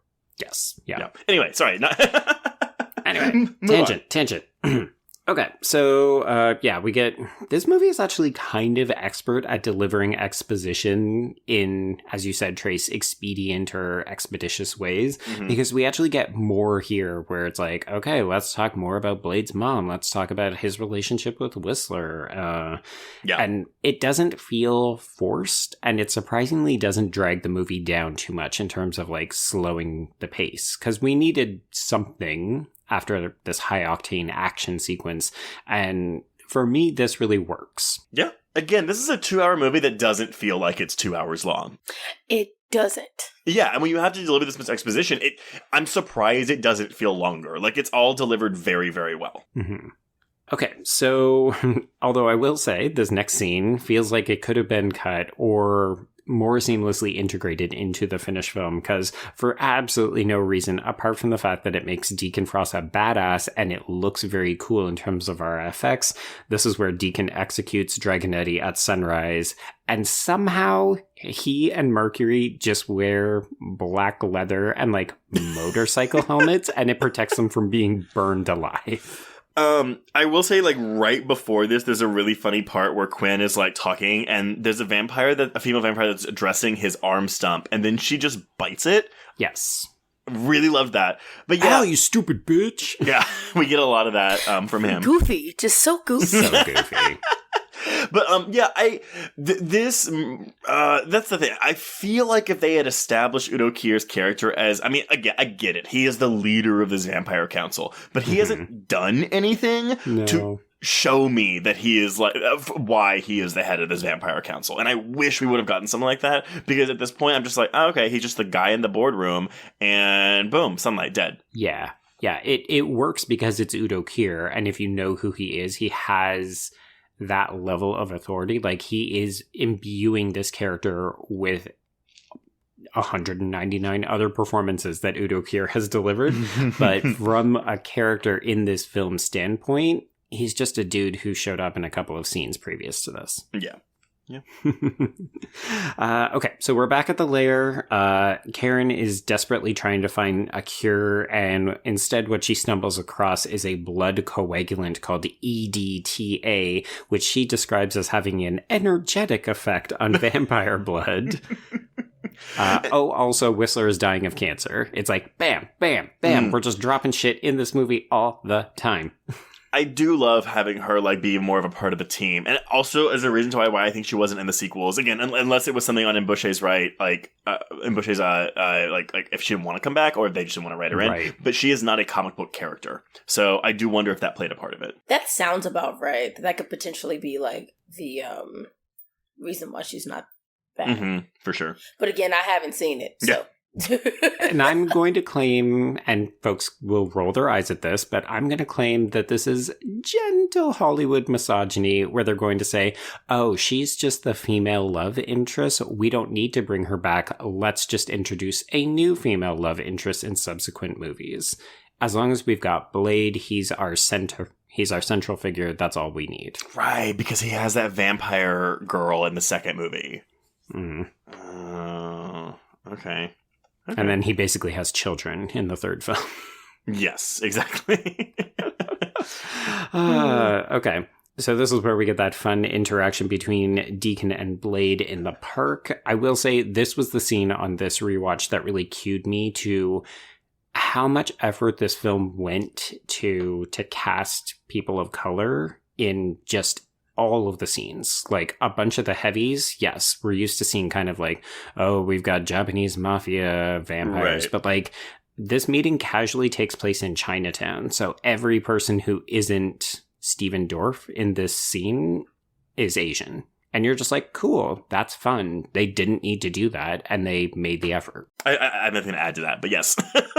Well, I guess the reason I brought it up is because race doesn't get mentioned a ton in this movie. Like, we kind of treat it as a bit of like color blindness, but in this interaction, Deacon does make a reference to Blade doing a Uncle Tom routine, and then he mentions that he's inviting Blade to join his new race. So I was like, oh, okay, we're doing a bit of that here. I feel like, again, that plays into what you said about it being a Marvel film and about the toes that you kind of don't want to step on. Granted, it is an R-rated film, whatever. It's just like, are those the toes that I want to step on? Yeah, I mean, I think if this had been Wesley Snipes' Black Panther film, we might be approaching race in a slightly different, more, I guess, a more immersive sense. Here, it almost seems like, okay, well, that's not the movie that people want. Like, they came for the vampire film, so let's make sure that we make it entertaining for the whole family. Let's not bring race into it too much. Well, I mean, even in, the actual Black Panther, there wasn't much talk on race as an external thing. Granted, there are a few, like, jokes here and there, but it's more so just, like, the internal conflict that Killmonger has with T'Challa. So I definitely wonder what that would be like if it was Wesley Snipes' Black Panther. Would there be more talk of race directly, in comparison to the actual film that was created? Yeah.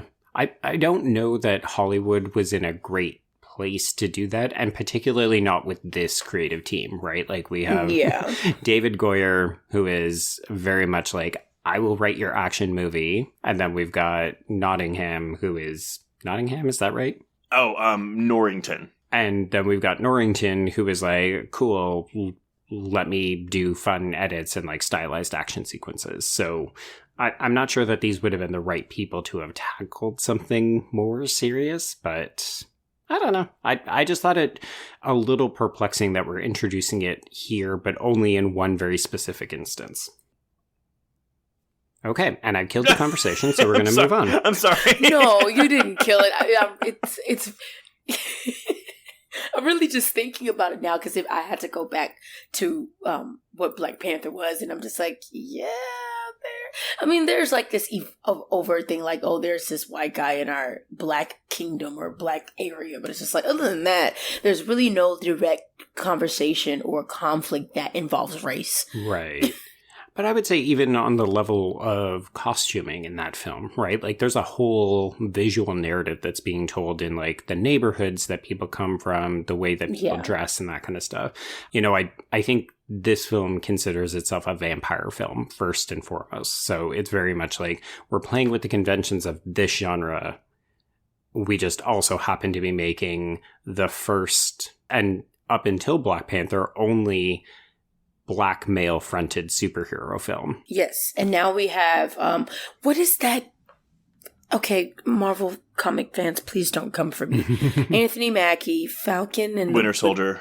Yes, okay, because I didn't want to say it wrong. Well, you got the right part, because he's the Falcon. Yeah. Well, I was going to say, okay, is it just Black Panther and Blade that have been made in the movies? I mean, I was like, I guess we could technically mention Halle Berry and Catwoman, but not really. It doesn't really fit the same bill. Yeah. Well, and that one is a DC. Right. Yes. Okay. You're correct. Not that we need to draw distinctions, even though obviously there are fans of one versus the other and so on. But I get what you're saying. But that wasn't like the angle we were working from. Yeah. I guess it's just more. And I'm sorry, I swear we'll move on after this. It's just more, this is a big event. Like, this is in the 90s where we're not always doing a great job of like black-led media for wide consumption. Like we're typically saying, okay, we're going to do niche films like, Mbouche Wright was in Dead Presidents, but that was very much a film for black audiences, and white audiences would not be expected to go and see it because, we're not the target audience. And like the strict division in audiences and films was more concrete. So yeah, I just think when we talk about the pantheon of superhero films, Blade is important for not just being the first big Marvel success, but it's like, it was also on the shoulders of a fucking black man, and the film doesn't always address that, and part of me wishes it would. That's fair. Okay. Very fair. And I will now climb off my soapbox and move on at the fucking movie. Okay, so this is, so we're back at the lair. This whole Deacon Frost conversation with Blade in the park has, been him trying to recruit him, but it's also very much I'm stalling for time so that my lackeys can go and abduct Karen and kill Whistler from your lair. And honestly, rewatching this too makes me like Blade Trinity less because they do the exact same thing in Blade Trinity. 100%, except they try to lean on the waterworks for Natasha Lyonne's death sequence. Well, because what happens here is... Oh my god, I'm sorry. I'm so sorry, Kai. We just keep spoiling things totally from future fine. films.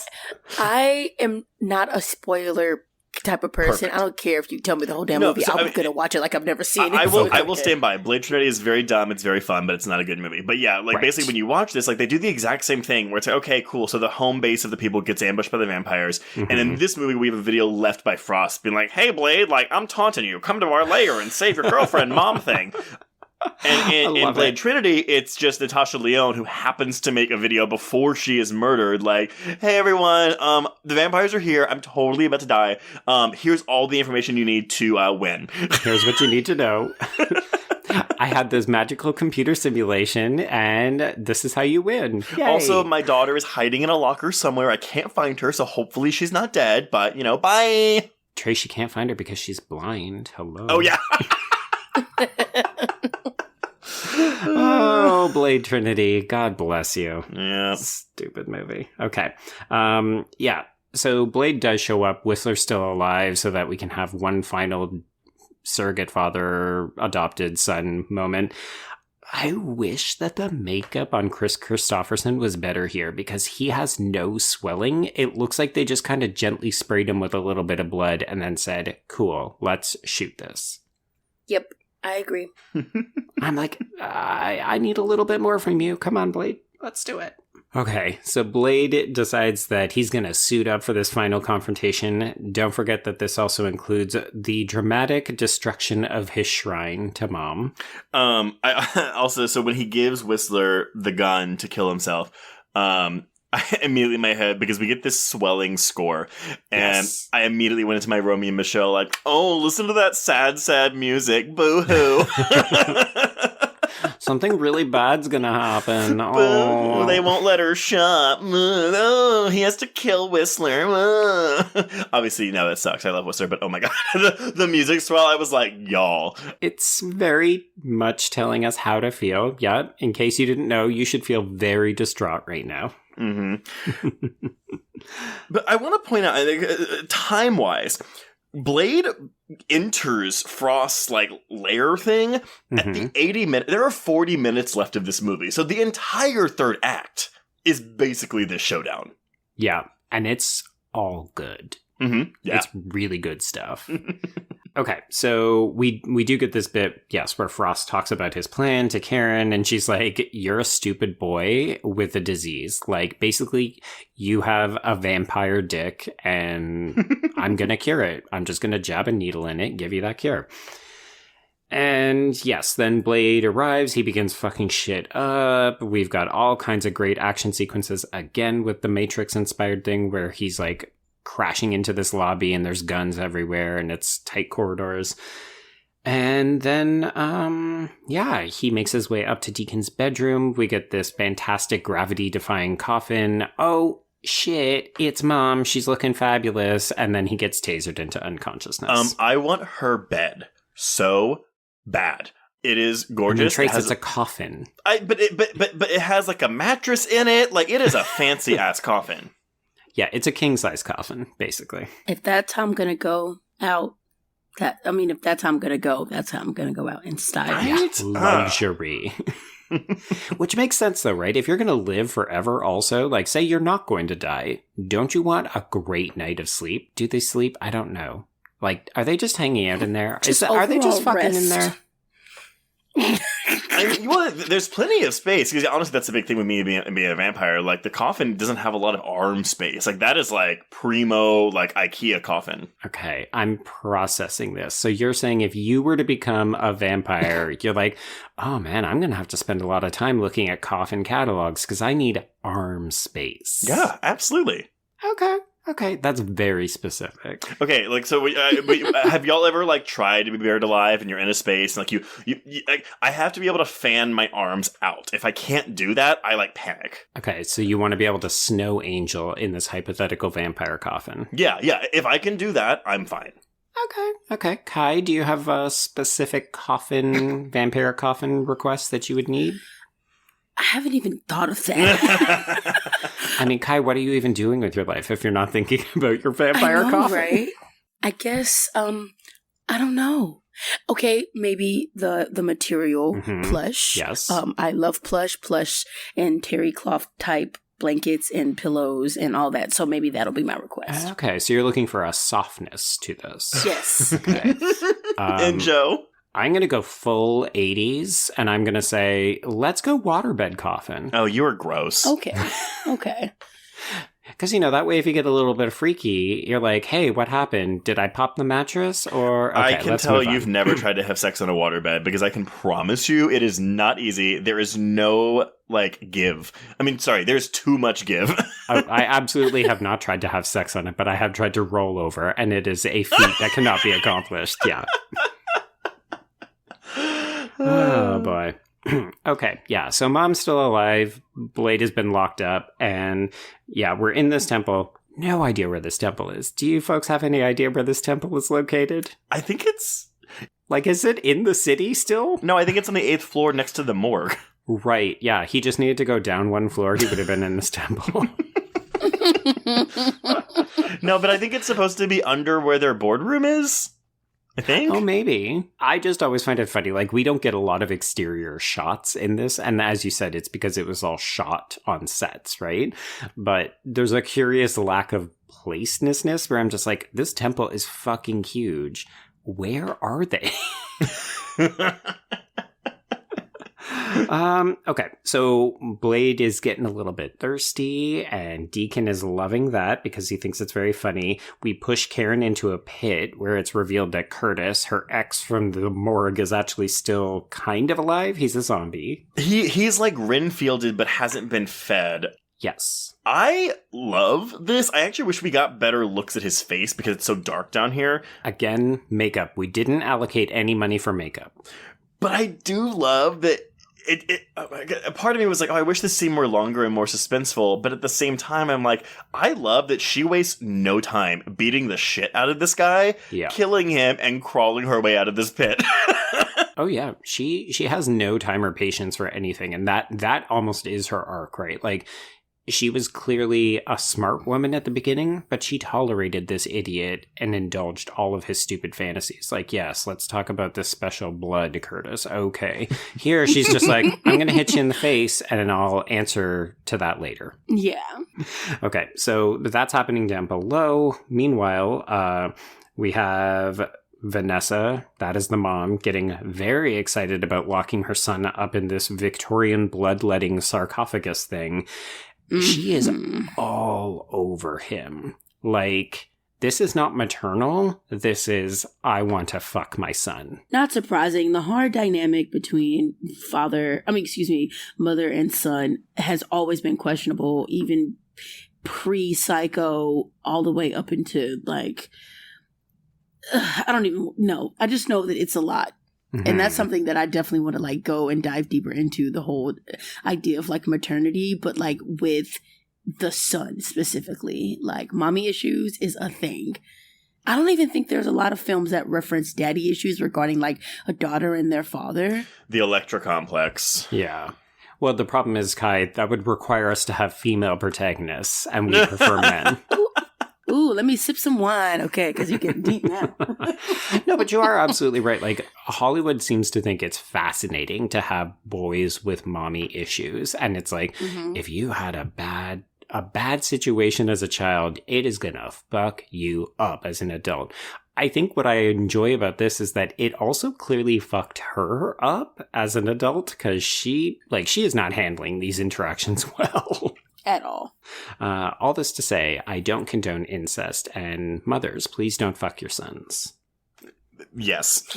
There's emotional incest too. I think that's like the biggest takeaway between Vanessa and Blade. It's like more than a physical thing. It's an emotional type of That's thing. That's a really good distinction to make too, and you are 100% right. Because there's yes.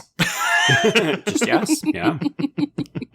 That's a big thing that a lot of people don't even discuss, is that a whole oh, well, you'll be my son forever. And, a mother's heart, that kind of creepy, sinister, undertone that some mothers may have with their sons. It's fucking disgusting. Well, and like what y'all both said earlier, he's displacing his mother onto Karen. So when we're absolutely about to get this, well, are we there yet? We're kind of there, right? Yeah, basically. I mean, they start to perform the ceremony because Blade is dripping blood like mad, and this is when Karen sneaks up. She releases him, and then she encourages him to feed on her to recover because he's in the throes of blood madness.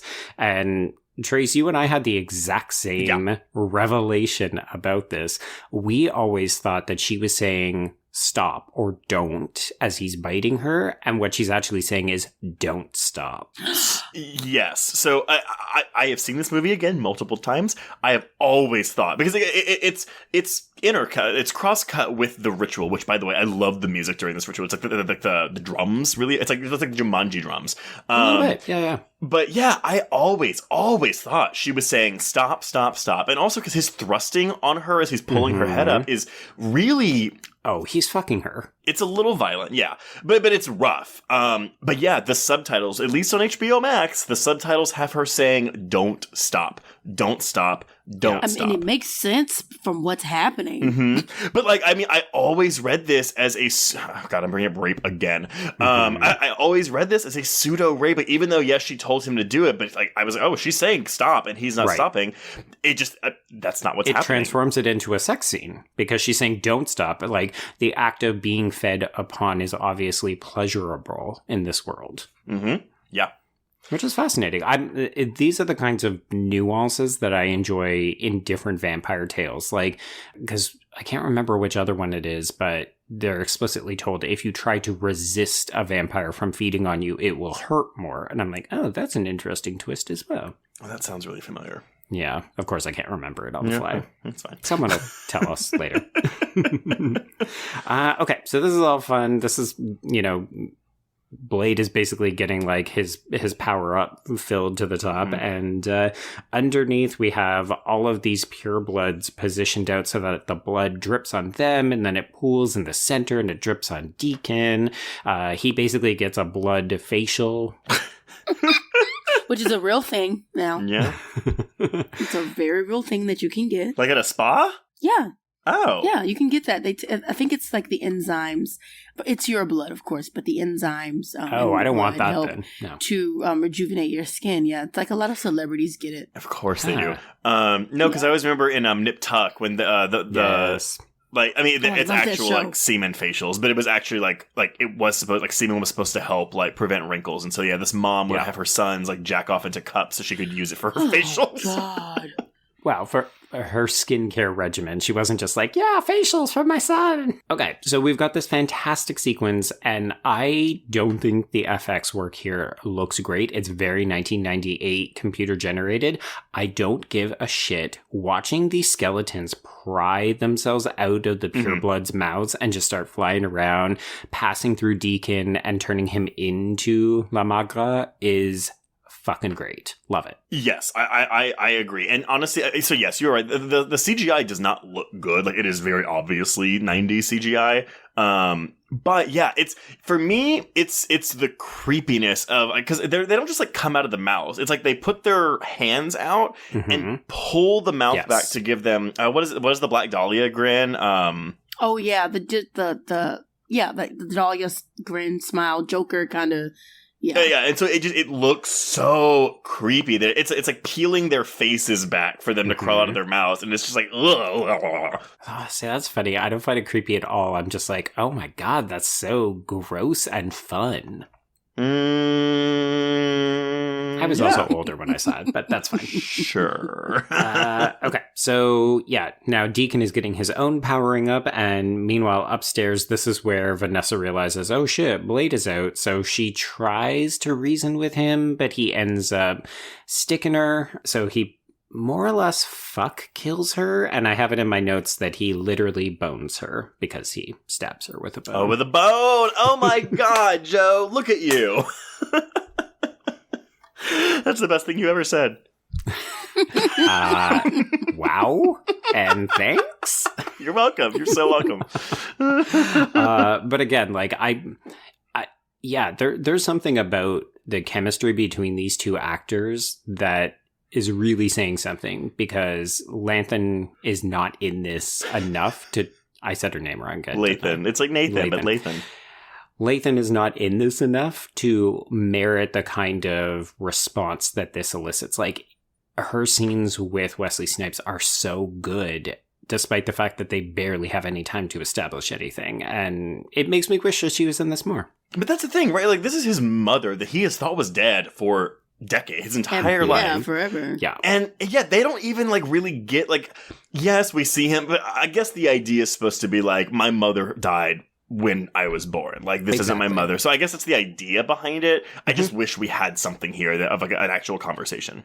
I was just about to say, there's no true, like, I don't want to say reconciliation, but there's no true, like, I think resolution or anything, really. It's just, I think there is for him, because this moment for him is very cathartic. It's the letting go of the past. Like, he destroyed his ceremonial shrine, but this is actually him getting rid of the physicality. Like, the body is now gone. His mom has disintegrated. But the problem for me is that's great. You are 100% correct. But that means that this person, this character, is more of a plot point than she is a character. And that's my issue with it. And she absolutely is, unfortunately. Yeah.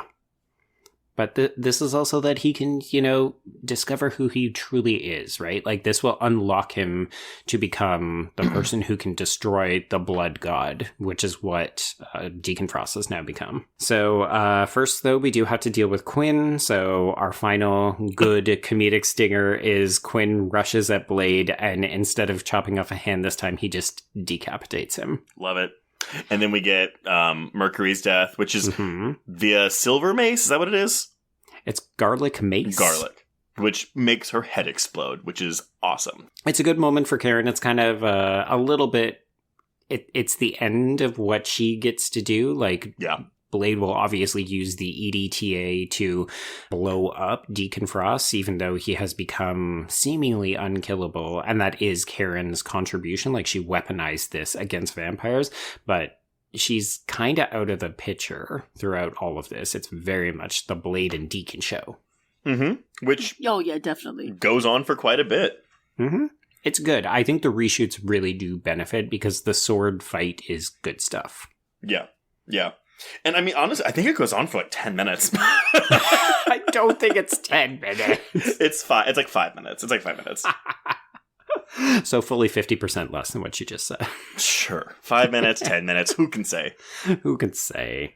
Yeah. And so basically the threat has passed, and Karen says, cool, well, let's get to work on curing you. And Blade says, hey, I'm actually kind of cool. How about you just make me some weapons? And we finished the film with a little bit of a very quick coda that says Blade is still fighting vampires, only now he's in Moscow. Okay. Yep. That's it. Techno! And that's Blade. That is Blade. Everyone, and Kai, you can go first, but what are your final thoughts on Blade? Blade was such a fun movie. Yes. Again, I don't really remember watching it as a kid specifically. Like, for example, like watching Deep Blue Sea or Halloween Resurrection. I'm telling my age now. But revisiting the movie, it was a lot of fun. It was very, very much... There's a lot of iconic scenes. The style was definitely iconic. I'm 26, and when I think of raves, I think of that first opening scene. Yes. Even, I think Lil Nas X recently had a music video where he paid an homage to the rave scene as well. So, yeah. So, if I might be staying corrected, I think it was Lil Nas X, but it was just giving very much vampire, very much blood, very much sex, all that. So, Blade overall is just a fun movie, and it is definitely an iconic vampire film. Yeah. This was a lot more, and I know we've said fun so many times, that it really was a lot more fun than I remembered it being. I remember this being a real doom and gloom movie, and I was pleasantly surprised to find that I had remembered this movie incorrectly. I do think the second one is better, but I still really, really enjoy this. That's fair. I will echo the fun. I do think that this is a great mix between action and comedy. Like, it's surprisingly well calibrated considering some of the misfires that we have seen Goyer deliver. Mm-hmm. Overall, I think for me, this is a very nostalgic pick. I'm not gonna lie and pretend like Stephen Dorff isn't a bit of a sexual awakening for me at a very kind of... You're scoffing, but this was that film for me. It is not meant to be a disrespectful scoff. I was just it's just a noise that I was making. a noise that sounds like a scoff. No, I'm laughing because I think it's cute. It's like a cute scoff. Okay. I will accept a cute scoff. Yeah. But yeah, I mean, I appreciate that this is a Blade movie that didn't give me body dysmorphia, so that's a pro over Blade Trinity as well. I think, yeah, for me, it's representative of a certain period of time in my life that I needed something like this movie. It's fun. It's filled with action. I got to go and see it with my dad, and I can still pretty much recite every line of it. And I don't apologize for that because it's fun. I don't think you should apologize for that. But again, it's one of those things where I'm like, wow, I never would have like pegged that for you, of like you knowing like of Blade being this kind of movie for you. I know it's a very weird thing, and yet it all just works. Yeah, there you go. Well, okay. So before we announce what we're covering next week, everyone, Kai, first of all, thank you so much for coming to discuss this film with us. Yes. Of course. It was a joy. And let everyone know, where can they find you on social media? Okay, so if you want to hear me talk shit on Twitter, you can follow me at KY_SFX. If you want to see me talk shit on Instagram, you can follow me at Kai_FX. If you want to follow the podcast on Instagram and Twitter, you can follow that at MVHU Podcast. And if you want to follow KyFx Horror Group on Instagram, it is going to be KF Horror Group. We can also find everything, the podcasts, the makeup, the articles, everything on www.kyfxhorror.com. Yes, and nice. we'll link to these in the show notes as well. So if y'all want to click on those things, please go look at those and click on them. And if you want to get in touch with us, you can reach us on Twitter and Instagram at Horror Queers. Join our Facebook Horror Queers group to hang out with other listeners, and find us on Letterboxd to keep track of all the films we've covered. We update that every week, and it's really, really lengthy. Finally, we've got a YouTube channel where we record our Micro Queers episodes. By this point, actually, our Micro Queers episodes have now become recaps and reviews of Chucky, the sci-fi series. So make sure, if you have been missing Micro Queers, you might want to dive into it for the first time to listen to us talk about all things Chucky. Mm-hmm. If you have a moment, please rate and review us on your podcatcher of choice. And if you want even more content, please support the show by becoming a patron at patreon.com/horrorqueers. We are now, well, we've been in spooky season. I forgot we're almost done with October now, but we've got episodes on Midnight Mass, Slasher Flesh and Blood, and Halloween Kills, as well as an audio commentary on Child's Play 2. And still to come, of course, is our episode on the next Paranormal Activity movie, Next of Kin. So, oh yeah, that'll be fun. Joe, What are we doing for our Halloween episode next week? We are closing out the month with our last, intentionally funny film of the year, Trace, because we do have a couple of unusual picks still to come. But this one is a full-on comedy, but it is set in a mansion that is filled with dead bodies that just keeps piling up. Folks, we are talking about quite possibly the funniest movie ever made, Clue. Oh, it's a unique pick for Halloween, but you know what? I defy you to give me someone that doesn't like Clue. Oh my God, I don't want to know that person. I don't want to know that person either. I'm saying if you were that person, listener who is listening to this right now, you need to give it another shot. Yeah, that's baby. it. I don't know. And it might be one of those episodes where we're just talking about how amazing it is the whole time, but you know what? I'm fine with that. It's going to be us reciting lines of dialogue the whole time. Be like, here's my Madeline Kahn impersonation. Go. But hey, Mr. Green may be a homosexual. Oops, actually he's not. So we do have some queer stuff to talk about in that. Indeed, yes. Okay, well, until next week, everyone, we can cross out Blade. Indeed, and cross out horror queers.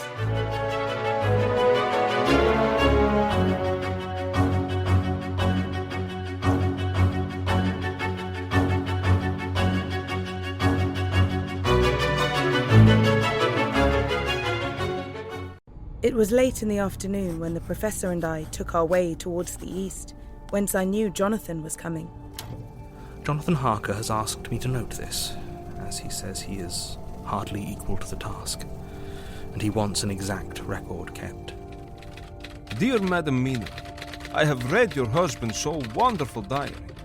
Strange and terrible as it is true. I will pledge my life on it. God preserve my sanity, for to this I am reduced. Safety and the assurance of safety are things of the past. I am in hopes that I shall see more of you at Castle Dracula.